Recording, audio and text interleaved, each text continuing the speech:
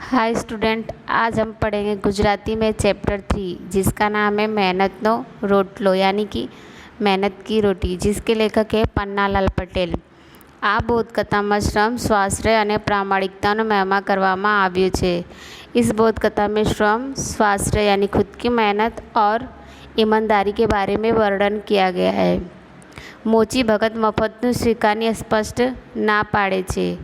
આ મોચી ભગત દ્વારા આપણને શ્રમ, સ્વાશ્રય અને प्रामाणिकताનો बोध મળે છે। मोची भगत कोई भी काम फ्री में स्वीकार नहीं करते थे, इसलिए मोची भगत के द्वारा आपको श्रम, खुद की मेहनत और ईमानदारी के बारे में इस पाठ में वर्णन किया गया है। કાશી નગરીમાં એક મોચી રહેતો હતો। તે બહુ પ્રામાણિક હતો। કાશી નગર में एक मोची रहता था। वो बहुत ही ईमानदार था। संतोषी पर एटलो संतोषी इतना था कि एक बार एक साधु आवी मोची ने पूछवा लगा। एक बार एक साधु आकर मोची से पूछने लगा, मोची भगत, मारा पगना पगरखानु शू पड़े? मेरे पैरों की चप्पल की कीमत कितनी होगी? मोची કહ્યું। मोची ने कहा, मारी पासे सिवेला तैयार नहीं महाराज। मोची ने कहा कि मेरे पास तैयार नहीं है महाराज। साधु कहे, सीवी दो तो सू लो। साधु ने पूछा कि सी दोगे तो कितना लोगे? मोची કહ્યું, 2 रुपया। मोची ने कहा कि 1.5 रुपया। साधु ने नवाई लगी। साधु को आश्चर्य हुआ। બીજાઓએ 2 રૂપિયા દેખાડ્યા હતા, પછી ઘટાડીને 2 રૂપિયા સુધી આવ્યા હતા, પણ આડે તો મૂળમાં જ 2 रुपया કહે છે। मतलब वो कि वो दूसरे लोगों से जो पूछा तो सब लोग 2-2 रुपया बोले थे, पर ये जो मोची था उन्होंने 1.5 रुपये कहा। तो साधु ने पूछा, साधुए पूछ्યું, દોઢ તો કહેવાનો પણ લેવાના કેટલા? साधु ने पूछा कि 1.5 रुपये तो कह रहे हो, पर लोगे कितने? मोची साधु सामे जोई हंसवा लाग्या। मोची साधु के सामने देखकर हंसने लगा। तेने કહ્યું और उसको कहा, जे कहवाना ए लेवाना महाराज, जो कहता हूँ वही लेता हूँ महाराज। आपने इच्छा हो तो बनाओ, आपकी इच्छा हो तो बनवाइए। साधु કહ્યું, अच्छा बनाओ क्या रे आपसे? अच्छा बना दो, कब दोगे? मोची बोलियो, परम दिवसे आ वक्ते, अगले दिन इसी वक्त यानी कि इसी टाइम, इसी समय। साधु कहे, जरूर हाँ, मारे परम दिवसे साजे जो छे माटे ढील है, मुझे दूसरे दिन जाना है, शाम को जाना है, लेट ना हो यानी कि देर ना हो। मोची कहता है, जाओ के न जाओ, परम दिवसे तमने आ वक्त जरूर मળી जैसे। मोची कहता है कि आप जाओ या ना जाओ, आपको जिस दिन बोला उस दिन आपको उसी टाइम पर मिल जाएगा। पर साधु ने मोची ने वादा जरा पर विश्वास न था। पर साधु के मोची की बातों पर थोड़ा भी विश्वास नहीं हुआ कि इसने जो टाइम दिया उस टाइम वो मेरे चप्पल सिल के दे देगा। बीजा दिवसे वળી एड़े मोची ने ત્યાં આંટો માર્યો। मोची ने पूछ्યું, मोची भगत કેટલું હવે આપણું काम? वो दूसरे दिन मोची के यहाँ इधर उधर घूमने लगा कि मतलब मोची ने कितना तैयारी की है, कि कितना सिलाया उसका काम, उसकी चप्पल का काम कितना आगे बढ़ा है। मोचीए કહ્યું। मोची ने कहा, बेफिक्र रहो महाराज, वादो न चूको।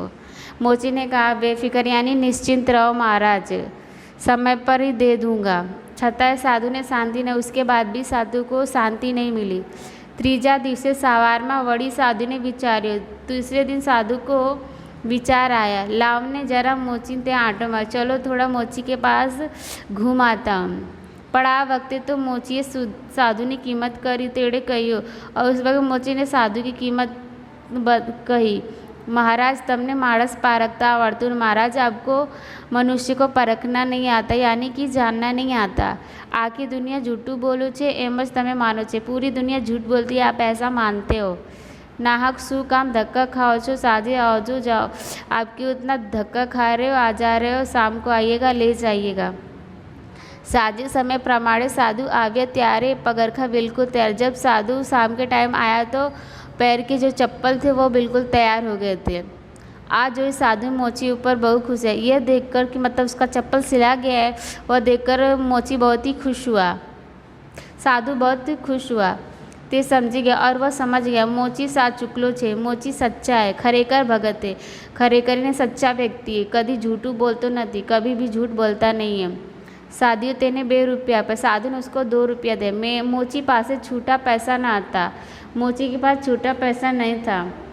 તે પૈસા લઈને ઊભો થયો और वो पैसा लेकर खड़ा हुआ।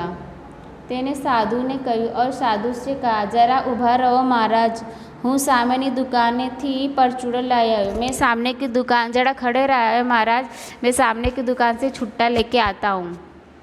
साधुए કહ્યું, રહેવા दो भगत, एल्टा पैसा नहीं अपना तरफ से तंबाकू, इस पैसे का आप मेरे तरफ से तंबाकू पी लेना। मोची કહ્યું, હું तंबाकू पीतो नहीं महाराज।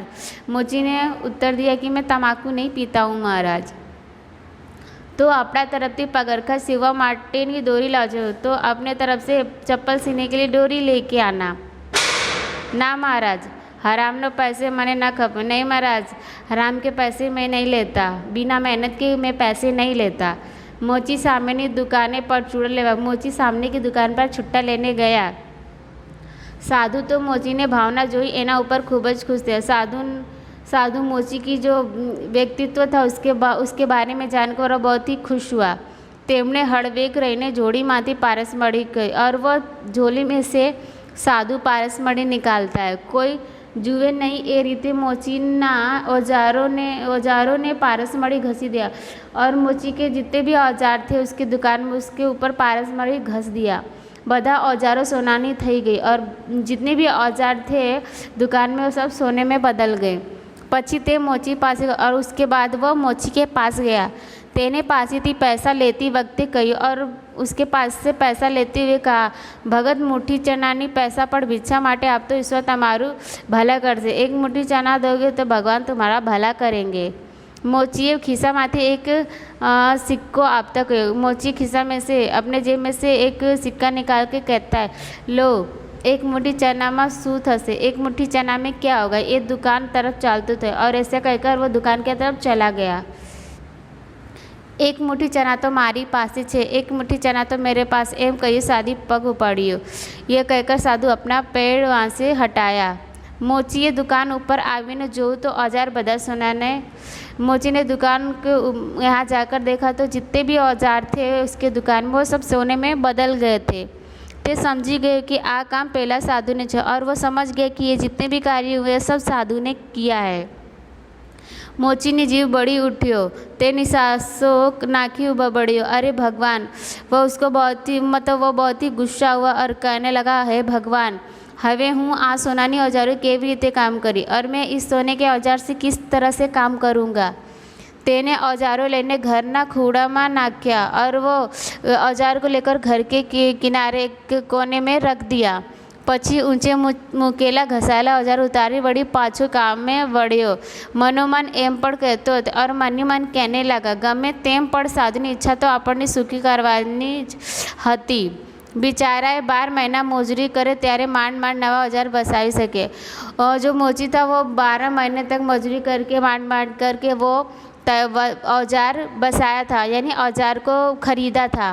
एक बार ते भजन गड़गड़तो नीचे नजरे सीवतो हतो।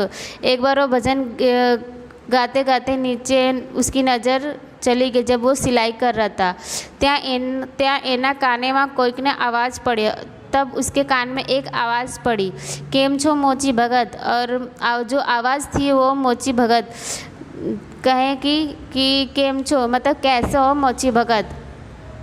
मोचीए जो तो ये पहला साधु हता। मोची ने देखा तो ये साधु थे। तेने साधु ने कहा और उसने साधु से कहा, औजार बगाड़ी गया हता एज ना तमे साधु महाराज, आपने मेरी औजार खराब कर दी साधु महाराज। साधु ने नवाई लाग्યું। तेमने एमने तो हतु पोतानो अडकता ज मोची भगत पगे पड़से, मान पान करશે અને ઘણો બધો આભાર માનશે, પણ એને બદલે આ માણસ તો પોતાને ઠપકો આપ્યો હતો। मतलब साधु ने उसके सारी जितने भी औजार थे उसको सोने में बदल दिया। उसको लगा कि साधु सारे जितने भी औजार थे उसको सोने में बदल दिए। उन्हें लगा कि मोची ये सब देखकर खुश होगा, पर मोची जो रहता उसको गुस्सा आता कि मतलब मैंने इतने सालों से मेहनत की तब जाके मैंने ये सारे औजार बनाए, अब मैं इस सोने के औजार से काम कैसे करूँगा। આ વિચારો સોનાના પિત્ત ધારી બેઠા લાગે છે. તેમણે કહ્યું, मोची भगत औजार बगाड़िया नहीं, सोना बनाव्यो तो. तो मोची भगत से साधु कहते हैं कि औजार मैंने ख़राब नहीं किया, सोने में बदल दिया, सोने का बनाया है.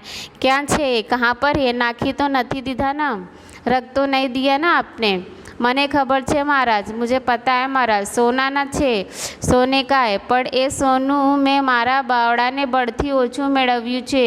આ મફતનું સોનું શું કરવું છે? એ સોને એ फ्री का सोना मैं क्या करूँगा? ये पड़े खूड़ा में तमें पाछा ले जाओ. ये सब जितने भी सोने के औजार हैं मैं एक कोने में रखा हूँ, आप इसको ले जाइए. साध्वी मोची ने शिखामण आपता कहूँ. साध्वी मोची को बोल मतलब कहते हैं, मोची भगत તમને કશી ગમ નથી. मोची भगत तुम्हें कोई गम नहीं है. सोनू बेचीने पैसा बनाओ ने मज़ा करो, सोने को बेचकर पैसे बनाओ और मज़ा करो. आ काची दुकानें पाकी करो, ये कच्ची दुकान को पक्की बनाओ. काम करना माणसों रखो, काम करने के लिए व्यक्ति को रखो, मनुष्य को रखो. बैठा बैठा खाओ અને લહેર ઉઠાઓ, बैठे बैठे खाओ और मज़े करो. मोचीए पूछ्યું, भगवान आ हाथ पग आप्या छे, भगवान ये हाथ पैर दिए हैं, एने शू करूँ महाराज, इसका क्या करूँ महाराज?